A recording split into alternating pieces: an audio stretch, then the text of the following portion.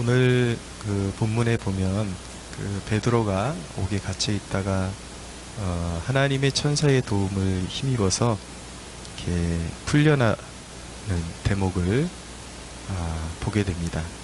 풀려난 베드로가 이제 마가 요한의 그 성도들이 기도하는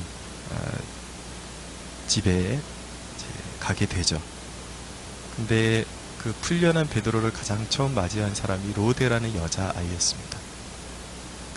너무 기쁜 나머지 문도 열어주지 못하고 사람들에게 달려가서 베드로가 오셨다고, 베드로 아저씨가 오셨다고 그렇게 알려줬더니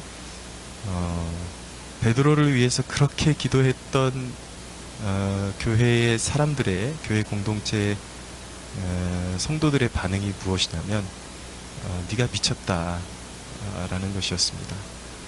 지금까지 베드로가 풀려나기를 기도했던 사람들이 막상 풀려난 베드로에 대한 소식을 들으면서도 믿지를 못하고 네가 미쳤다 라고 반응했다라는 이 대목, 마치 우리의 모습을 보는 듯 합니다.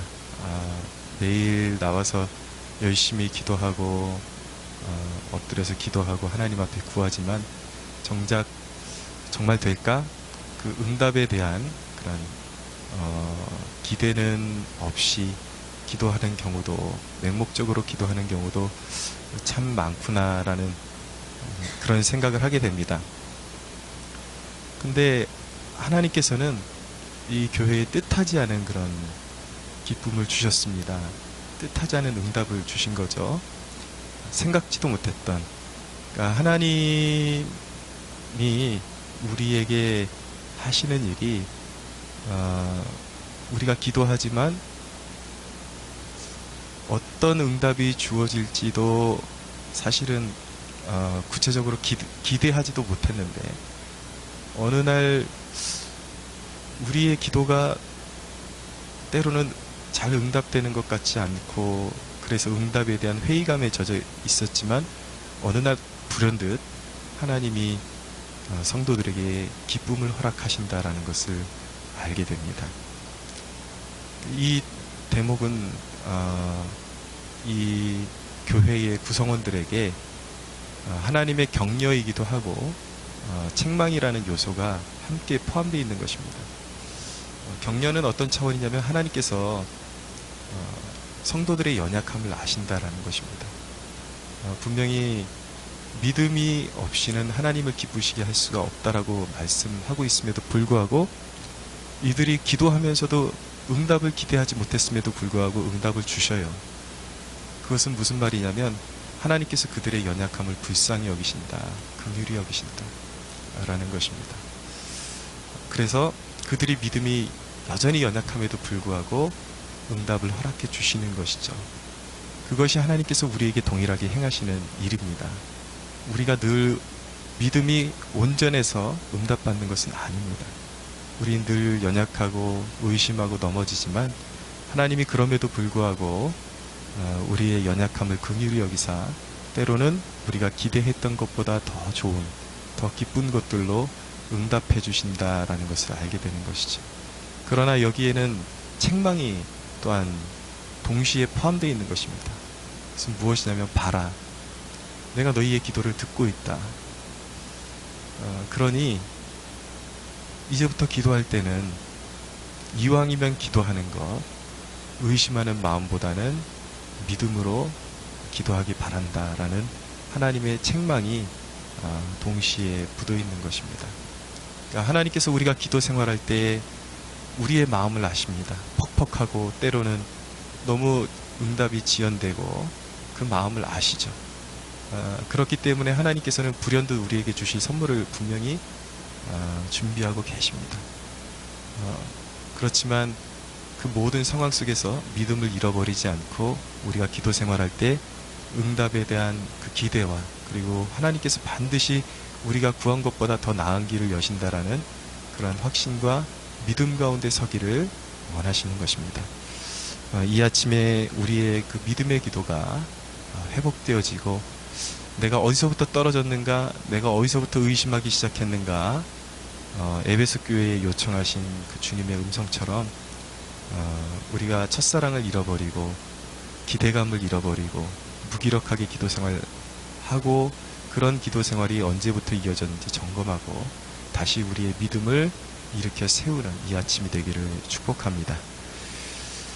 또 한 가지 메시지는 무엇이냐면 17절에 보니까 16, 17입니다. 베드로가 문 두드리기를 그치지 아니하니 그들이 문을 열어 베드로를 보고 놀라는지라.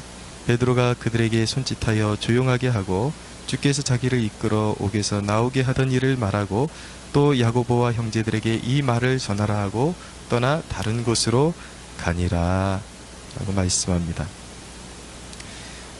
베드로가 사람들에게 자기를 기다리던 사람들을 만나서 처음 한 일이 무엇이냐면 천사가 옥중에서 어떤 일을 행했고 어떤 과정을 통해서 자기가 이 죽음의 위협에서 풀려나게 되었는지 그 짧은 시간에 간증하게 된 것입니다.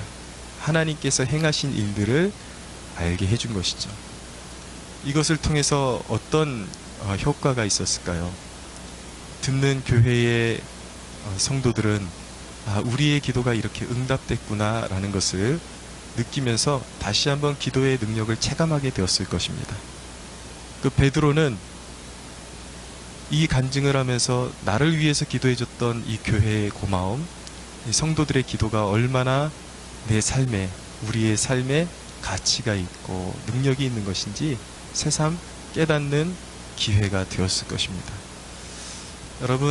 여러분들의 삶 가운데 여러분들을 위해서 기도해주는 동역자가 있다면 어떤 여러분들이 기도 제목을 공유하고 함께 기도하던 제목들이 응답되는 일이 생긴다면 그 간증을 함께 기도해줬던 지체들과 나눌 수가 있어야 되는 것입니다.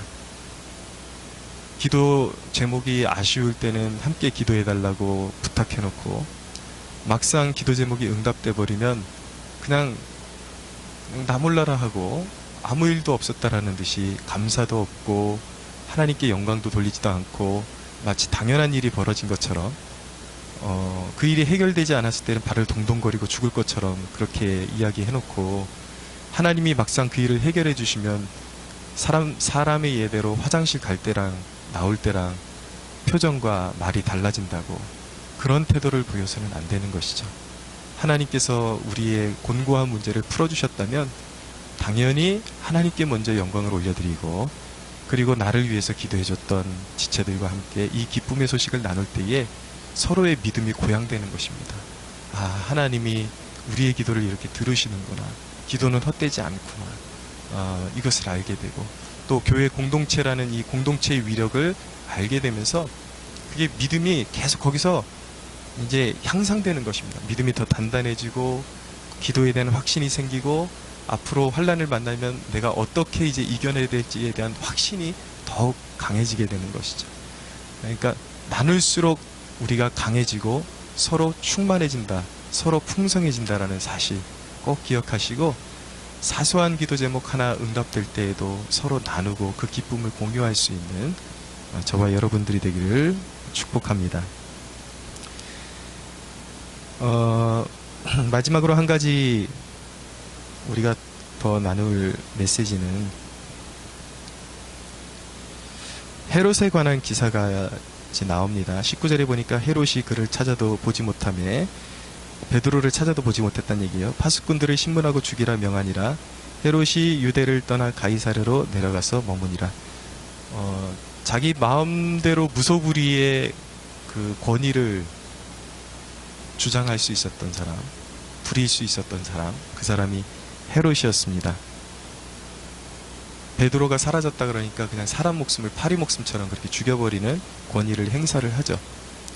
근데 어느 날 새벽이니까 이 본문에 대한 디테일한 해석은 하지 않겠습니다.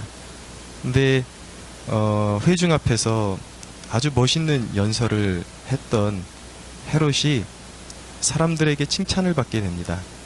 22절에 보니까 백성들이 크게 부르되 이것은 신의 소리요 사람의 소리가 아니라 하거늘 이라고 사람들이 이렇게 축혀주죠.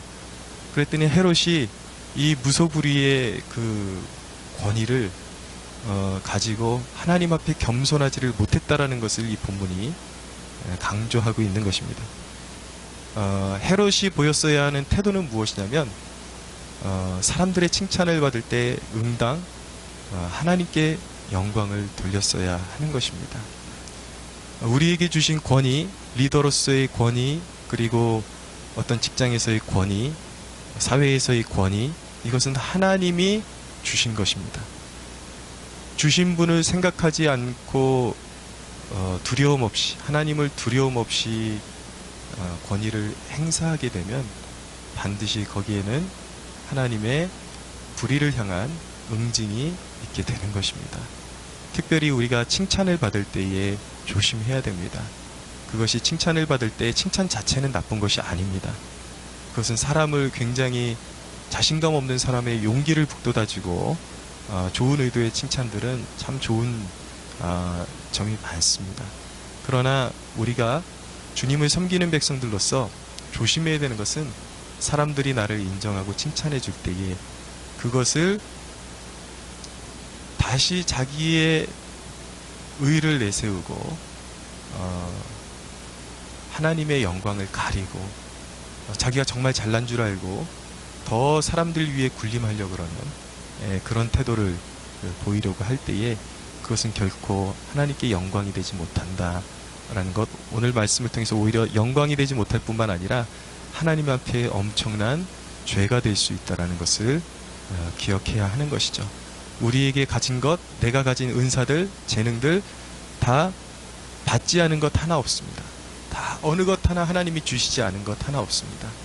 우리가 섬기고도 하나님께 감사하고 사람들이 나를 알아줄 때 하나님께 영광 올려드리고 매사에 하나님을 기쁘시게 해드리고 또 경건한 두려움으로 살아갈 때에 우리는 정말 하나님이 주시는 평강 가운데 살아갈 수 있을 줄로 믿으시기 바랍니다.